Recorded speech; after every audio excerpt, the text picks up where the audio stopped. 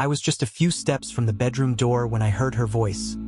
Low, sultry, that same tone she once used to whisper secrets in my ear. "Did you forget something, Greg? Or just here to make another sperm deposit?" The words hit like a slap. I pushed open the door in stunned silence. There she was, Allison, naked, sprawled on her back, skin still damp with sweat. Her smile flickered, then crumbled into raw panic as she locked eyes with me. "Oh, Brian, I'm so sorry," she choked out, half screaming, fumbling to cover herself. But I didn't scream. I didn't cry. I just stood there, hollow and still, as if my soul had been scooped out and replaced by ice. We'd been married 7 years. Not perfect years, no marriage ever is, but they were mine. Ours. I gave everything to her. My name is Brian Marlowe. I'm 38, a software consultant, quiet by nature but steady. The kind of man who never forgot anniversaries, who remembered how she liked her wine dry, floral, cold, who rubbed her back in the exact rhythm she needed after hard days. Her name is Allison, 35, charismatic in a way that felt effortless like gravity. People smiled wider around her. She could charm a stranger in an elevator with nothing but a look. We were different, but it worked, or I thought it did. Things began to shift in month 4 of her job at Altura Design, a boutique agency full of late nights and blurred weekends. That's when she started talking about Greg. "Greg said this. Greg totally gets it." First, I brushed it off. I'd met Greg Whitmore once. Mid-40s, tall, silver hair, polished to the point of being slick. Creative director, the kind of man who shook my hand without really seeing me. But the way her voice softened around his name, it stuck in my gut like a splinter. The signs came quiet, like dust collecting in corners. A second charger in her purse. Cologne that wasn't mine. Her phone, suddenly locked, always tilted away. Laughter behind doors that didn't open when I knocked. I told myself stories to keep from drowning, because when you love someone that much, denial becomes survival. That weekend, I came home early. No warning. Just a small surprise, her favorite breakfast from the bakery downtown. I remember the jingle of my keys, the silence inside, and then her voice, that teasing tone I hadn't heard in months, laced with betrayal. Something in me snapped. I dropped the bag on the counter, climbed the stairs in silence. Each step deliberate, breath held like a loaded gun. The door was ajar, and what I saw, it branded itself into my mind, sharp as fire. Allison, exposed, relaxed, like she expected him to return at any moment. When she noticed me, her face twisted in horror. "Brian, I'm so sorry," she gasped, knocking over a lamp in her scramble to hide. Her voice cracked, but I didn't move, didn't speak. I just stared, and in that stillness, something cold bloomed inside me. Not rage, something quieter, meaner. Some men cry, some men beg. Me? A plan. They wouldn't forget what they did. None of them. That night, she tried to explain. Teary, trembling. "It was a mistake, Brian. Just a stupid, drunken thing. It didn't mean anything." Lies always come dressed as excuses. But I knew better. I saw what I saw. I didn't sleep in the bed, though I could have. It was mine after all. Instead, I lay on the couch, staring at the ceiling fan's slow, hypnotic spin. I wanted to feel it, the sting, the ruin. And as I lay there, my thoughts began to align like tumblers in a lock. I wasn't breaking. I was recalibrating. I was the one who organized everything, our passwords, backups, cloud syncs, devices. I kept her world running, and that meant I had the keys. While she sobbed behind a locked bathroom door, I sat with her MacBook in my lap, still synced, still open to everything. Work and personal, including her private folder, mood board personal. Inside, screenshots, voice notes, suggestive photos, and message threads so explicit they bordered on parody. "Greg, still thinking about your taste from last night. You left scratches, babe." "Allison, can't stop thinking about your hands. It's torture sitting next to you pretending I don't want to crawl under the table." They weren't hiding it. They were celebrating it, archiving their affair like it was art. So I copied it all.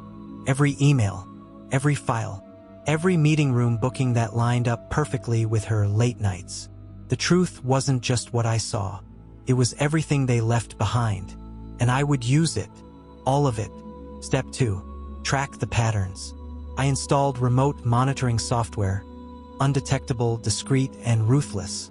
It gave me real-time access to her location, messages, photos, even her keystrokes. Legal? Questionable. Effective? Undeniably. Within 4 days, I had enough material to write a book titled How to Burn Your Marriage in 30 Days or Less. Step 3. Build the network. I didn't want Allison to fall alone. I wanted an audience. The right people. People with skin in the game. I reached out to Derek, a quiet coworker whose wife just happened to be Greg's assistant. She'd suspected something for months but lacked proof. Then there was Stacy, Allison's best friend, the one who once leaned in at a party and whispered she didn't trust Greg. "He has that look," she'd said. And finally, Margot, Kayla's older sister, sharp, respected, and sitting on Altura Design's board of directors. I asked for 10 minutes of their time. Each gave me 30. By week's end, I had a complete digital timeline. Footage of Allison slipping into Greg's car after hours, explicit messages, voice notes, meeting invites that lined up a little too perfectly with her late nights. I compiled it all, then created an anonymous package for Altura's board. Inside, a USB drive marked confidential, internal review only, a summary of events, an offer to remain anonymous, and a single line at the end. "This isn't a scandal. It's a mirror. Look into it carefully." Allison had no idea. She thought I was grieving, healing, wandering around in some fog of heartbreak while she did downward dog and sipped chai lattes topped with denial. She didn't know I'd already filed for divorce, citing misconduct under our prenup's infidelity clause. She didn't know it meant she'd walk away with nothing. She didn't know about Greg's contract either. The morality clause buried in the fine print. The one that snapped to life when HR received verified complaints. But she would. Very soon. Public secrets. Private collapse. The package landed on Altura's boardroom table that Tuesday. By lunch, whispers stirred the halls.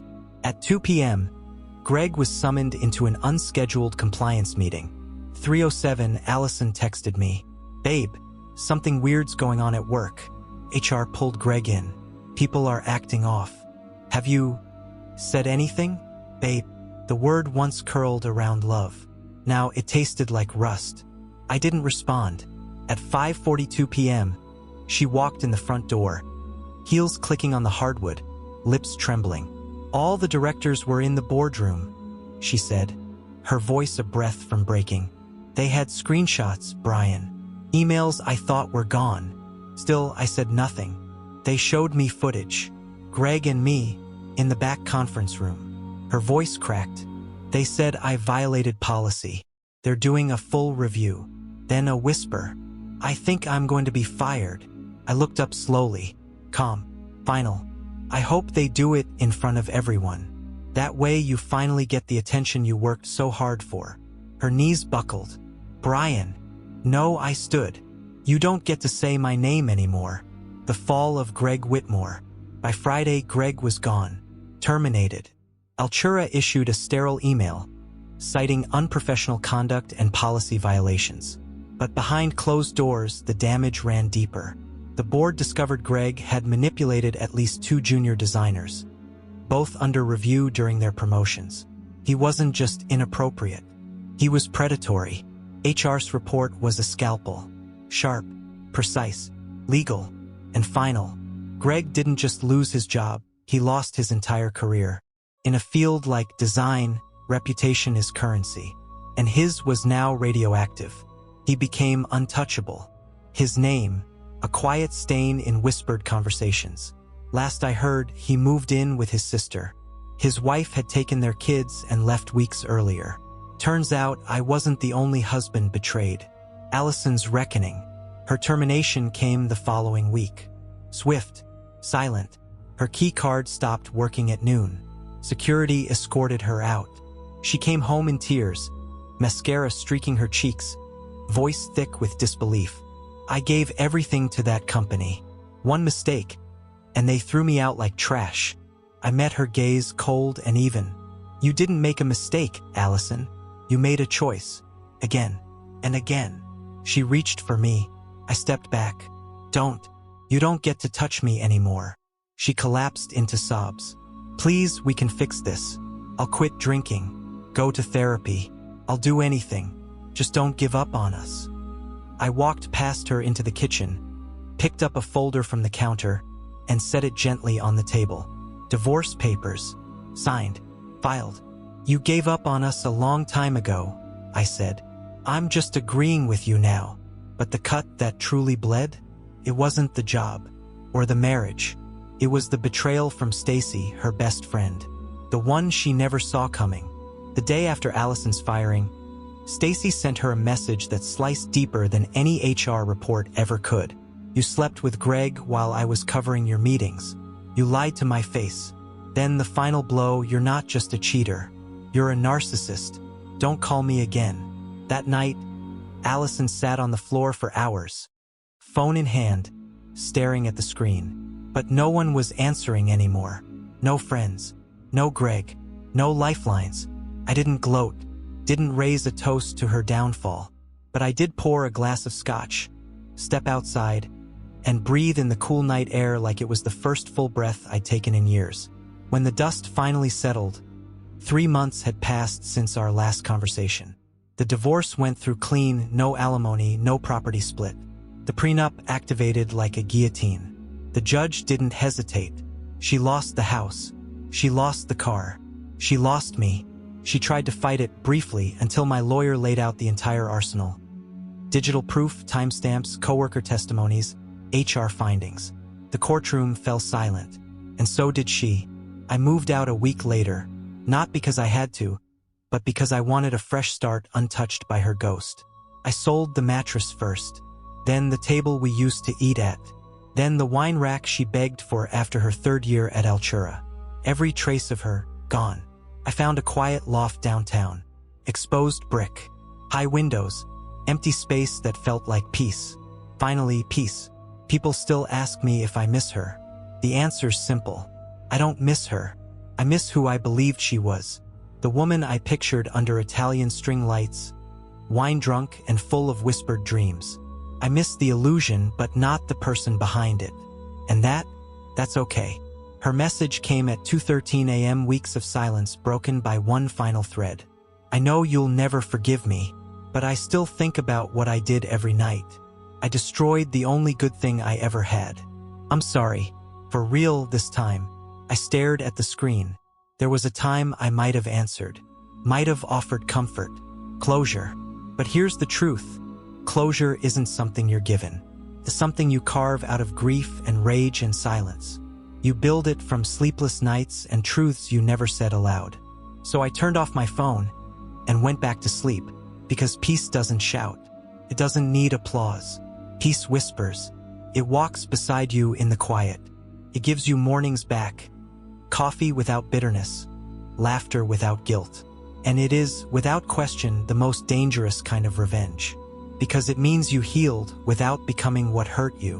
One quiet Saturday, I wandered through an unfamiliar part of the city, past art galleries, flower shops, a couple laughing over shared pastries.